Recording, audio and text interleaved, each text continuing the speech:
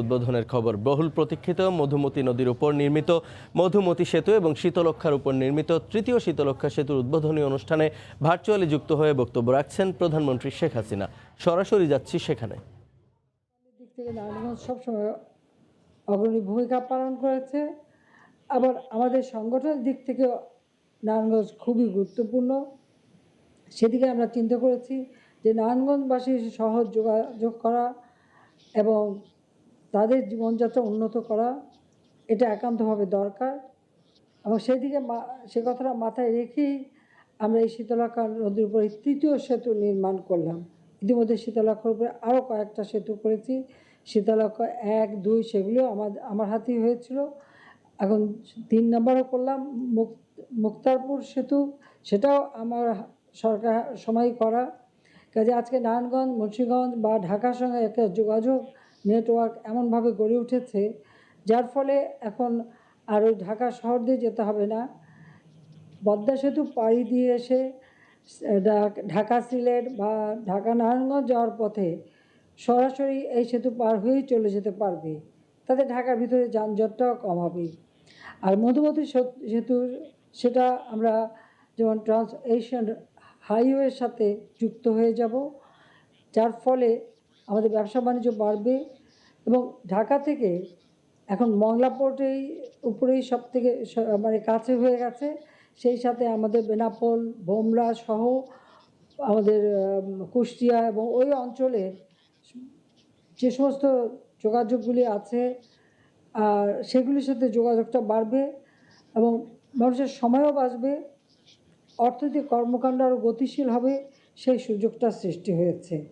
কাজে আমি কালনা সেতু নাম মধুমতি দিয়েছি, আর শীতলক্ষা সেতু এটা নাসিম ওসমানের নামিয়ে দিয়েছি। কারণ নাসিম ওসমান আমার ভাই কামালের খুব বন্ধু ছিল, এবং তার বাবা জোহা সাহেব, তিনি আমাদের আওয়ামী লীগের নেতা ছিলেন। ওর দাদাও ওসমান সাহেব, তিনি বলতে গেলে আওয়ামী লীগের একটা ঘাঁটি ছিলেন ওখানে। কাজী তাদের এই পরিবারটা সবসময় বিরাট অবদান রেখেছে আমাদের আওয়ামী লীগ মুক্তিযুদ্ধে। এমনকি নাসিম ওসমানের বাবা জোহা সাহেব 71 সালে যখন আমার মা এবং আমরা সবাই 18 নম্বর রোড, বর্তমানে 9A ধানমন্ডি বাসায় আমরা বন্দি, 16ই ডিসেম্বর যখন পাকিস্তানি আনাদার বাহিনী সারেন্ডার করে, এই সারেন্ডার করার পর আমরা কিন্তু মুক্তি পাইনি, তখনও পাকিস্তানিরা আমাকে ঘিরে রেখেছিল। কিন্তু জোহা সাহেব ভেবেছিলেন আমরা বোধহয় মুক্তি পেয়েছি। তিনি ওই রাস্তা দিয়ে ঢোকেন, সাথে সাথে পাকিস্তানি সেনারা আমাদের ওই বাসার উপর থেকে তাকে গুলি করে এবং তার বুকে গুলিও লাগে, কিন্তু তিনি বেঁচে গিয়েছিলেন। কাজে তার কথা আমি স্মরণ করি। 75 15 আগস্ট যখন আমরা রিফিউজি হিসেবে দিল্লিতে, 75-এর পর তিনি গ্রেপ্তার হয়েছিলেন, বন্দী ছিলেন, কিন্তু মুক্তি পাওয়ার সাথে সাথে তিনি ছুটে গিয়েছিলেন দিল্লিতে আমাদের সঙ্গে দেখা করতে। কাজে সেই সব কথাও আমি স্মরণ করি। 75 15 আগস্ট আমাদের জন্য একটা কালো রাত্রি। 14ই আগস্ট নাসিমের বিয়ে হয়। নাসিম ওসমানের বিয়েতে কামালও গিয়েছিল, কামাল ফিরে আসে। কিন্তু যে মুহূর্তে শুনল 15 আগস্টের ঘটনা ঘটেছে, নবপরিণীতা স্ত্রীকে রেখেই সে এই হত্যার প্রতিবাদ জানাতে চলে গিয়েছিল ভারতে, এবং সেখানে সে এই হত্যার প্রতিবাদ করে। কাজে সেই সব কথা সবসময় আমি স্মরণ করি। যদি এক সময় সে আমাদের পার্টি করতো না, সে অন্য পার্টিতে গিয়েছিল, কিন্তু আমার সাথে সবসময় যোগাযোগ ছিল এবং বড় বোন হিসেবে সবসময় আমাকে সম্মান করতো। এবং তার একটা আকাঙ্ক্ষা ছিল এই সেতুটার জন্য। বারবার আসতো যখন পার্লামেন্ট মেম্বার, তখনও আমার কাছে এসে বারবার চাপা এই সেতুটা একটু করে দেন। কিন্তু যখন আমরা সেতুটা তৈরি করা শুরু করলাম, তখনই সে ইহজগৎ ছেড়ে চলে গেল। কাজে তার নামেই আমি এই সেতুটা উৎসর্গ করেছি, কারণ সে একজন বীর মুক্তিযোদ্ধা, আর তাছাড়া 75 প্রতিবাদকারী। কাজে তার নামে এই সেতুটা করে দিয়ে তার স্মৃতিটাকে ধারণ করতে রাখতে চেয়েছি। কাজে আমি আজকে সত্যি খুব আনন্দিত যে আমরা এই সেতু দুটি আজকে সম্পন্ন করতে পেরেছি। এই জন্য আমাদের দুটি বন্ধু প্রতিম দেশ সৌদি আরব এবং জাপান, তাদের সবাইকে আমার আন্তরিক ধন্যবাদ জানাই যে তাদের সহযোগিতায় আমরা আজকে বাংলাদেশে এত উন্নতি করতে পারছি। তাছাড়া বাংলাদেশে আরও অনেকগুলি উন্নয়ন প্রকল্প চলছে। এই বন্ধুপ্রতিম দেশগুলো এগিয়ে আসছে। আজকে সৌদি আরবের থেকেও এখানে যেমন আরও যাতে বিনিয়োগ আসে আমরা সেই চেষ্টা করে যাচ্ছি, ইনভেস্টমেন্ট করার জন্য আমরা ব্যবস্থা নিচ্ছি।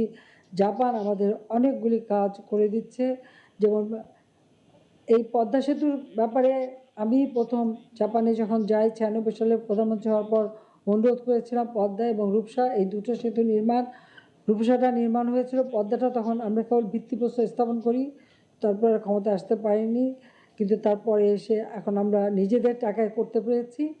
কিন্তু এটা সত্যি কথা বলতে কি তখনই আমরা উৎসাহ পাই, জাপান আমাদের উৎসাহ দেয়।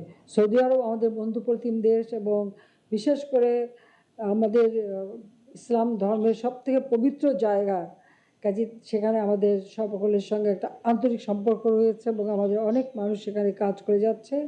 কাজে আমি খুব আনন্দিত যে আজকে দুজন অ্যাম্বাসেডার এখানে উপস্থিত আছেন, সেজন্য তাদের ধন্যবাদ জানাই। আর সেই সাথে সাথে আমি এটি বলবো যে বাংলাদেশের উন্নয়নে অত্যন্ত আমি গুরুত্বপূর্ণ অবদান রাখবে এই দুটি সেতু, যা আমাদের দেশের মানুষের আর্থসামাজিক উন্নয়ন ব্যাপকভাবে ত্বরান্বিত হবে। এবং সেই জন্যই আমি মনে করি যে যোগাযোগ ব্যবস্থা এবং সেই সাথে কর্মসংস্থান, মানুষের কর্মসংস্থান ব্যবস্থা, ব্যবসা বাণিজ্যের প্রসার ঘটানো এবং আন্তর্জাতিক যোগাযোগ, বিশেষ করে আজকে আমরা সাউথ এশিয়ার এমন একটা জায়গায় আছি, আমাদের সঙ্গে অন্যান্য দেশগুলি যেমন নেপাল, ভুটান, ইন্ডিয়া, তাদের যে একটা সংযোগ হবে, ব্যবসা বাণিজ্য বাড়বে। কারণ আমরা আমাদের মোংলা পোর্ট, চট্টগ্রাম পোর্ট, সেই পোর্টগুলি আমাদের আঞ্চলিক সহযোগিতা এবং আঞ্চলিক যোগাযোগ এবং তাদের জন্য উন্মুক্ত করে দিয়েছি। আমাদের যে আন্তর্জাতিক বিমানবন্দর ঢাকা এবং চট্টগ্রাম ও সিলেট, সেটাও আমরা আমাদের এই বন্ধুপ্রতিম দেশগুলির জন্য উন্মুক্ত করে দিয়েছি। সেদিক থেকে বিরাট যোগাযোগ হবে। কাজে আমি মাশরাফিকে দেখতে পাচ্ছি ওখানে বসা, নড়াইলে এবং অন্যান্য আমাদের নেতারা সবাই ওখানে আছেন। আমি নড়াইলের সবাইকে ধন্যবাদ জানাই, কারণ নড়াইলে কিন্তু আমি এমপি ছিলাম। আমি মনে করি আমি এখনও নড়াইলের এমপি, ঠিক আছে। যাই হোক, আর নারায়ণগঞ্জ যেহেতু আমাদের একেবারে নিজেদের জায়গা, পাশেই জায়গা, কাজী নারায়ণগঞ্জবাসী, তা আপনাদেরকে আন্তরিক ধন্যবাদ জানাই। আমাদের সকল এমপি এবং নেতারা সেখানে আছেন, মুরব্বী আছেন। আর গোপালগঞ্জের মাত্র সেদিনই ঘুরে আসলাম, গোপালগঞ্জের সবাই এখানে বসে আছেন, সবাইকে আমার আন্তরিক ধন্যবাদ জানাই। এবং আমরা মনে করি যে এই যোগাযোগের ফলে আমাদের ওই সব অবহেলিত অঞ্চলগুলি আরও বেশি উন্নতি লাভ করবে। তো সবাইকে আন্তরিক ধন্যবাদ জানিয়ে আমি এটুকুই বলবো যে জাতির পিতার যে স্বপ্ন, দারিদ্র্যমুক্ত, ক্ষুধামুক্ত, উন্নত, সমৃদ্ধ বাংলাদেশ, ইনশাআল্লাহ আমরা সেই বাংলাদেশ গড়ে তুলতে সক্ষম হব। বাংলাদেশ এখন উন্নয়নশীল দেশ হিসেবে আমরা এগিয়ে যাব। তবে এটুকু বলবো যে করোনা ভাইরাসের এই মহামারী, তারই ধাক্কা, আর এই ইউক্রেন রাশিয়ার যুদ্ধ, যা আমাদের উন্নয়নের গতিকে অনেকটা শ্লথ করে দিয়েছে।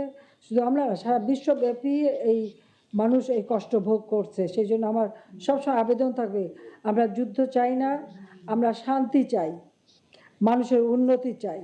এবং এই যুদ্ধে অস্ত্রে বিক্রি করতে যে সমস্ত অর্থ প্রতিযোগিতায় যে অর্থ ব্যয় হয়, সেই অর্থ এই সারা বিশ্বের শিশুদের জন্য ব্যয় করা হোক, তাদের চিকিৎসা, তাদের শিক্ষা, তাদের ভালো জীবনের জন্য ব্যয় করা হোক।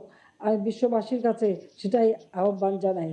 বাংলাদেশ আমাদের দেশের সার্বিক উন্নয়নে আমরা আমাদের কাজ অব্যাহত রাখব এবং বাংলাদেশের অগ্রযাত্রা যাতে অব্যাহত থাকে তার জন্য সকলে আমরা নিরলস পরিশ্রম করে যাব, এটাই আমাদের অঙ্গীকার।